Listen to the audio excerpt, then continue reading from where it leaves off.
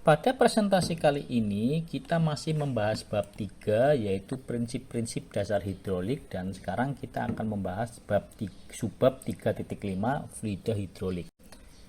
Fluida hidrolik adalah bagian penting dalam sistem hidrolik karena fluida ini berfungsi sebagai media penghantar tenaga.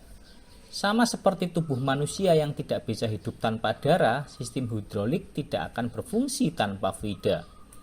Fluida hidrolik bukan hanya sekedar cairan biasa, tetapi cairan khusus yang dirancang agar mampu bekerja dalam kondisi tekanan tinggi dan juga bekerja dalam suhu bervariasi, serta dapat melumasi, mendinginkan, melindungi, dan menjaga komponen mesin. Dalam bab ini akan dibahas mengenai 1. Jenis-jenis fluida hidrolik, 2. Sifat-sifat fluida hidrolik serta zat aditifnya, dan 3. Jenis fluida yang dipakai dalam berbagai kondisi, dan 4. Pemeliharaan fluida hidrolik. Nah, sekarang kita mulai dari jenis-jenis fluida hidrolik.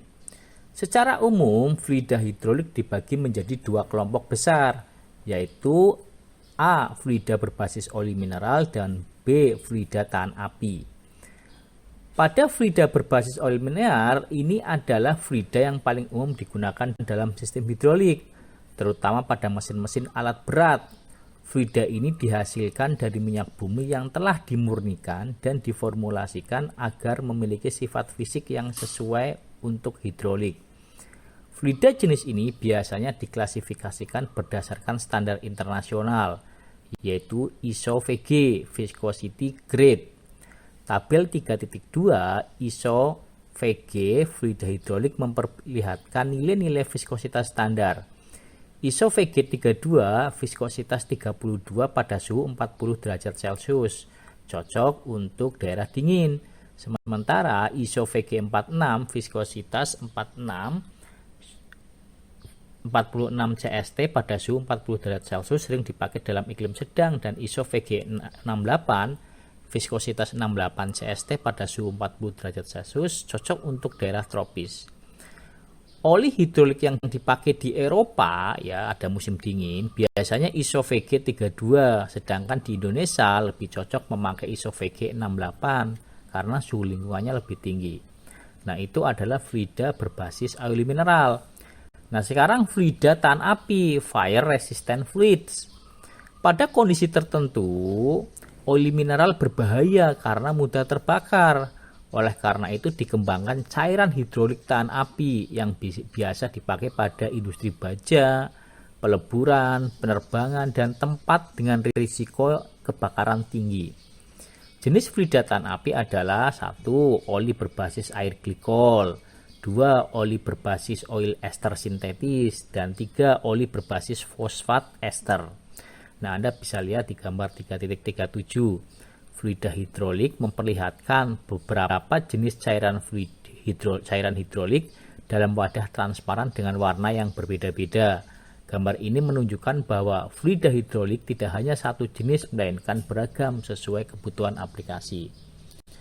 Kemudian setelah kita membahas jenis-jenis fluida hidrolik, kita membahas lagi sifat-sifat fluida hidrolik.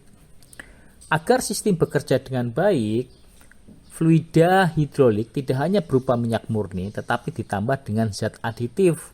Fungsi aditif antara lain menjaga kekentalan, mencegah busa, mencegah oksidasi, mencegah karat, dan meningkatkan umur pakai olinya. Pertama kita bahas yang kekentalan dulu atau viskositas. Viskositas adalah ukuran ketebalan atau kekentalan cairan. Oli harus cukup kental untuk bisa melumasi komponen, tetapi juga cukup encer untuk bisa mengalir dengan baik. Gambar 3.38 itu adalah gambar kurva viskositas dibandingkan dengan suhu, menunjukkan hubungan antara suhu dan viskositas. Semakin tinggi suhu, semakin encer oli. Garis pada grafik menurun dari kiri ke kanan. Oli yang baik adalah oli yang viskositasnya tidak cepat turun meski suhu naik. Rumus viskositas adalah V sama dengan tau per gamma. V-nya adalah viskositas absolut, tau-nya adalah tekanan geser, dan gamma adalah laju geser. Itu adalah rumus viskositas absolut.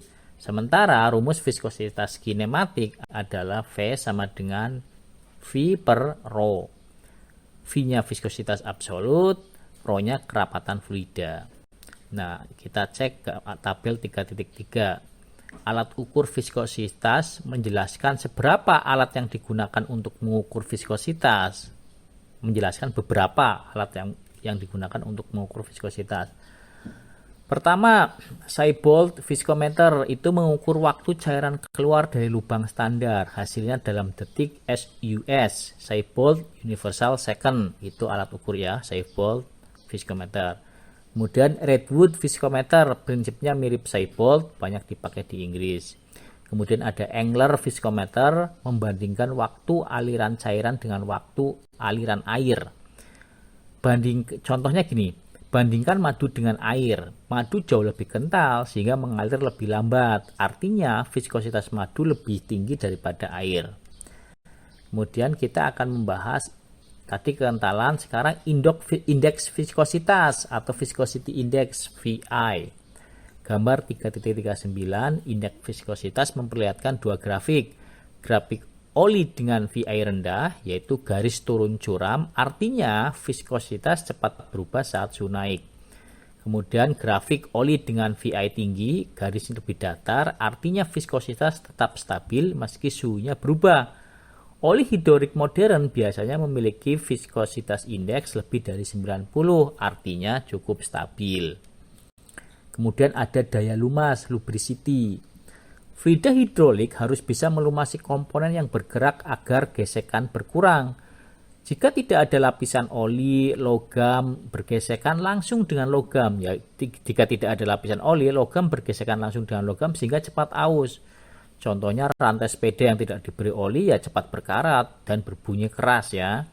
Kemudian ada lagi yang namanya antibusa, antifoam. Jika oli tercampur udara saat dipompa, bisa timbul gelembung udara atau busa. Ini berbahaya karena pelumasan bisa gagal. Gambar 3.40, coba Anda lihat gelembung udara pada oli. Menunjukkan perbedaan oli yang tidak diberi aditif menghasilkan banyak gelembung, sedangkan oli dengan aditif memiliki antibusa tetap jernih. Kemudian sifat resistansi oksidasi. Oli bisa bereaksi dengan oksigen, terutama pada suhu tinggi. Akibatnya terbentuk endapan lumpur atau asam yang merusak komponen. Untuk mencegah hal ini ditambahkan aditif antioksidasi. Kemudian anti karat dan anti korosi. Air atau kelembaban bisa menyebabkan karat pada komponen logam. Oleh karena itu, fluida hidrolik diberi aditif anti karat. Kemudian ada lagi kompatibilitas. Fluida harus cocok dengan bahan lain seperti karet, sil, atau logam. Jika tidak, bisa terjadi kebocoran atau kerusakan. Nah, sekarang kita beralih ke jenis-jenis fluida hidrolik. Tabel 3.4 memperbandingkan fluida hidrolik, menunjukkan perbandingan antara berbagai jenis fluida. Ada oli mineral. Oli mineral ini paling umum digunakan dan murah tapi mudah terbakar. Ada oli nabati, ramah lingkungan, tetapi kurang tahan lama, dan oli sintetis, tahan api, tahan suhu tinggi tetapi mahal. Nah, air tidak terbakar tetapi menyebabkan karat dan sulit melumasi. Nah, contoh di atas itu alat konstruksi, oli mineral paling banyak dipakai karena ekonomis, tapi di pabrik baja, oli sintetis lebih aman karena tidak mudah terbakar.